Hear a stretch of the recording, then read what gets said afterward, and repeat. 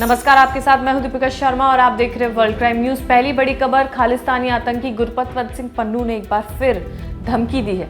उसने एक वीडियो जारी किया है और उसने कहा कि वो भारत की संसद की बुनियाद हिला देना चाहता है। 13 दिसंबर या उससे पहले उसने संसद पर हमला करने की धमकी दी है।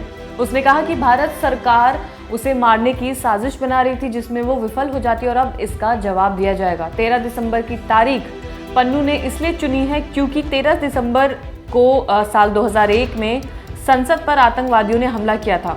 इस वीडियो में एक तरफ खालिस्तान का झंडा है, दूसरी तरफ संसद हमले के दोषी अफजल गुरु का पोस्टर लगा हुआ है, जिस पर लिखा है दिल्ली बनेगा खालिस्तान। इसलिए पन्नू ने एक बार फिर ये वीडियो जारी करके ये धमकी दी है कि वो भारत में 13 दिसंबर को संसद पर हमला करेगा। वो इस बात का जवाब होगा कि उस पर जो भारत सरकार हमला करने की साजिश कर रही थी वो विफल हो जाती है। इस बात का जवाब वो अब हमला करके देगा। और अब अगली खबर रूस से आई है, जहां पर रूस की महिलाएं पुतिन के खिलाफ आंदोलन कर रही हैं। दरअसल यूक्रेन और रशिया के बीच में जो जंग चल रही है उसमें जो महिलाएं हैं उनके पति और उनके बेटे जंग पर लड़ने के लिए खुद मैदान में उतर गए। इसके अलावा कई ऐसे बच्चे भी हैं जिनको लड़ने के लिए ट्रेनिंग भी दी जा रही है रशिया में। तो ऐसा ही आंदोलन अब चला है जिसमें ये महिलाएं पुतिन को ये कह रहे हैं कि अब बारी है कि पुतिन अपना वादा निभाए, यानी कि उनके पति और उनके बेटों को वापस जंग के मैदान से अब घर वापस भेज दिया जाए। महिलाएं कह रही हैं कि 1 साल से भी ज़्यादा हो चुका है जब उनके पति वापस घर नहीं लौटे हैं और अब ये सही वक्त है कि उनके पतियों को उनके घर पे वापस पहुंचाया जाए। जो रिपोर्ट सामने आई है उसके अकॉर्डिंग मानवाधिकार कार्यकर्ताओं ने दावा किया था कि कुछ रूसी सैनिक अब यूक्रेन के साथ जंग में शिरकत नहीं करना चाहते हैं। इसके अलावा ये महिलाएं मांग कर रही हैं कि पुतिन को अब अपना वादा निभाना चाहिए, इनके पतियों, बेटों और भाइयों को घर वापस भेज देना चाहिए।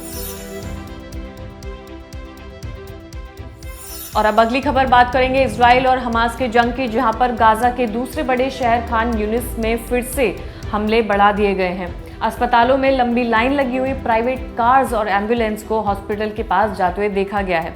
इसके अलावा हवाई बमबारी की गई और ज़मीनी हमले ने पहले ही इस जगह में 2.3 मिलियन लोगों में से 3/4 को उनके घरों से निकाल दिया है।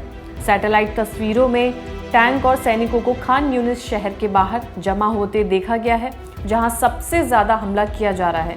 युद्ध से पहले ये शहर 4 लाख से ज़्यादा लोगों का घर था।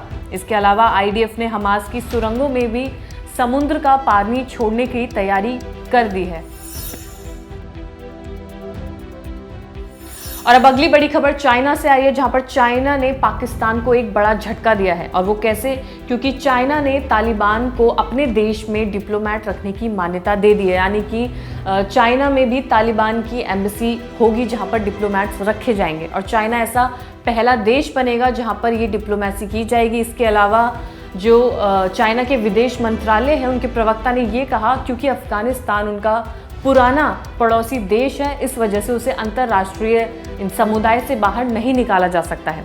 इसके अलावा इससे पहले काबुल से आई रिपोर्ट में कहा गया था कि चीन ने तालिबान द्वारा नामित बिलाल करीमी को राजदूत का दर्जा दिया है। उन्होंने चीनी विदेश मंत्रालय को अपना परिचय पत्र सौंप दिया है।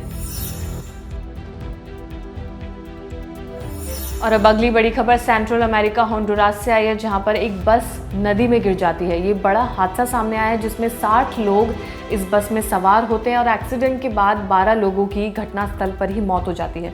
2 लोगों को हॉस्पिटल भी ले जाया जाता है, लेकिन वो वहां पर दम तोड़ देते हैं।